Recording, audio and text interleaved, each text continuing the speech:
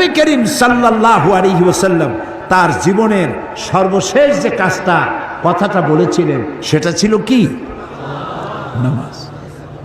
ইন্তেকালের 5 দিন আগে প্রচন্ড জ্বর হলো, মাথায় যন্ত্রণা হলো, বারবার বেহুশ হয়ে পড়েন। যে রাত্রে ইন্তেকাল করবেন সেই রাত্রে সাহাবায়ে কেরাম কেউ ঘরে ফেরে নাই, সবাই কাঁদতেছে। সকলের ধারণা নবীজি খুব তাড়াতাড়ি বিদায় হয়ে যাবেন। ঘরের মধ্যে স্ত্রীরা কাঁদেন, জামাই কাঁদে, নাতি নাতনি কাঁদেন। সব থেকে বেশি কাঁদছেন হযরতে মা ফাতিমা রাদিয়াল্লাহু তাআলা আনহা। রাসূলুল্লাহর হুশ এলো, হযরত ফাতেমার কান্না দেখে কাছে ইশারা করে ডাকলেন, কানে কানে কি যেন বললেন। হযরত ফাতেমার কান্না বন্ধ হয়ে গেল। হযরত আয়েশা ফাতেমাকে ডেকে বলেন, মা তোমার আব্বা জান কি তোমারে বলল, কান্না বন্ধ হলো তোমার?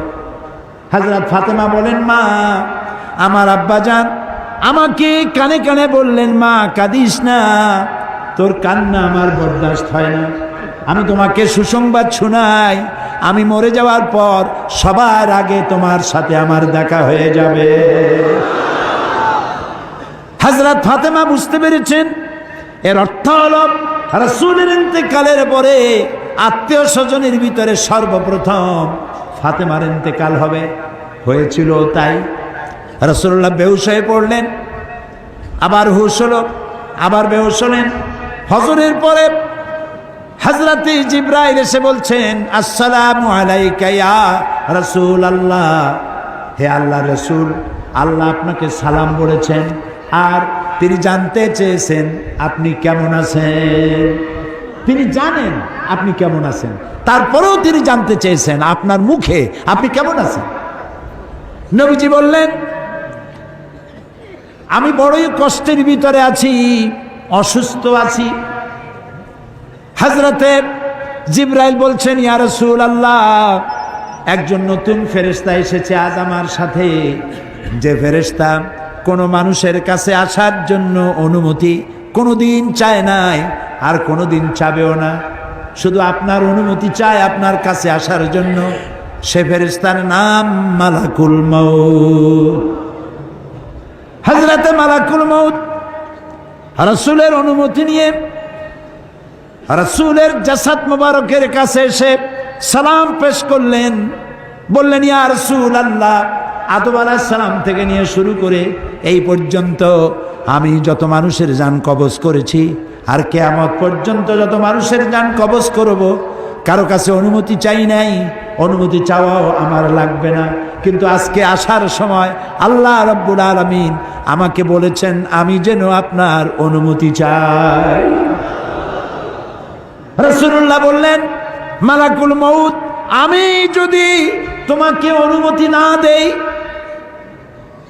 হযরতে মালাকুল মউত বলেন, ইয়া রাসূলুল্লাহ, আল্লাহ তাআলা বলেছেন অনুমতি যদি না পাও ফিরে এসো। আল্লাহু আকবার, আল্লাহু আকবার।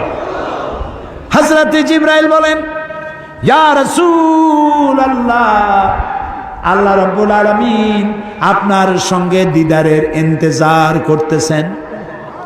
নবী বললেন, মালাকুল মউত, তুমি তোমার কাজ শুরু করতে পারো। মালাকুল মউত যখন জান কবজ করতে যাবে, রাসূলুল্লাহ বললেন, আয়েশা একটু কাছে আসো। ওই যে সোনা ছিল কয়েক টুকরা, সোনাগুলোর খবর কি? 6 টুকরা, ছোট্ট ছোট্ট 6টা টুকরা সোনা ছিল, সোনাগুলো কই? হযরত আয়েশা বলেন, আমি তার যত্ন করে রেখেছি। নবীজি বলছেন, এক্ষুনি স্বর্ণ টুকরাগুলি সদকা করে দাও।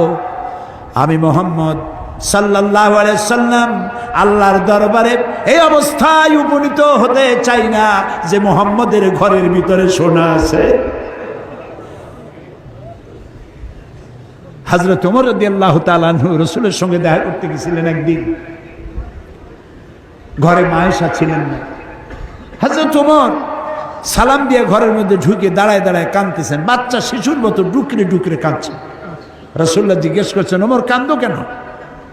হযরত ওমর বলছেন, আমি বিশ্বনবীর ঘর দেখতেছি, ছোট্ট একটা ঘর, এক কোনায় একটা সরাহি পানি রাখার পাত্র কাইত হয়ে পড়ে আছে, একটা গ্লাস কাইত হয়ে পড়ে আছে,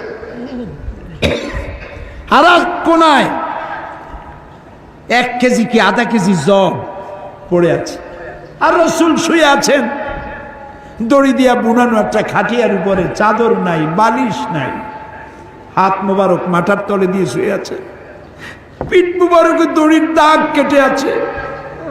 হযরত ওমর বলছেন, ইয়া রাসূলুল্লাহ, আমি তো বরদাস্ত করতে পারছি না, বিশ্বনবী তার পিঠে দড়ির দাগ, পানির পাত্র কাইট হয়ে পড়ে আছে, খাট নাই, বালিশ নাই, আপনি আমাকে অনুমতি দেন, আমি আপনার জন্য একটা তোষক বানাই নিয়ে আসি। রাসূলুল্লাহ বললেন, ওমর, আমি তো দুনিয়ায় শান্তি করতে আসি নাই, আমি যদি ওহদ পাহাড়কে বলি, ওহদ আমার জন্য সোনায় পরিণত হয়ে যা, ওহদ পাহাড়টাই সোনা হয়ে যাবে, শান্তি করতে আসি নাই। নবীজি বললেন, আয়েশা রে, সোনাগুলি বিতরণ করে দাও, সাদকা করে দাও। মালাকুল মউতকে বললেন, তুমি তোমার কাম সারো। জান কবর শুরু হয়ে গেল। নবীজি জীবনের শেষ কথা মুখ থেকে উচ্চারিত হলো, আসসালাত আসসালাত ওয়া মা মালাকাত আইমানুকুম, ও আমার উম্মতেরা, নামাজ নামাজ। ইন্তেকালের সময় মেয়ের কথা বললেন না, নাতির কথা বললেন না, জামাইয়ের কথা বললেন না, উম্মতকে স্মরণ করালেন, ও আমার উম্মতেরা, নামাজ ছেড়ে দিও না, আর তোমার অধীনস্থ ব্যক্তিদেরকে জ্বালা যন্ত্রণা দিও না, চাকর বাকরের জ্বালা যন্ত্রণা দিও না, গরিব মানুষের দিকে লক্ষ্য রেখো, আর আমি চিরজনমের মধ্যে জ্বালা যন্ত্রণাদের থেকে বিদায় নিয়ে গেলাম, নামাজ ছেড়ে দিও না। কিয়ামতের দিন ওই রাসূল যদি আমাদেরকে উম্মত বলে পরিচয় না দেন, জান্নাতে যাওয়ার উপায় নাই।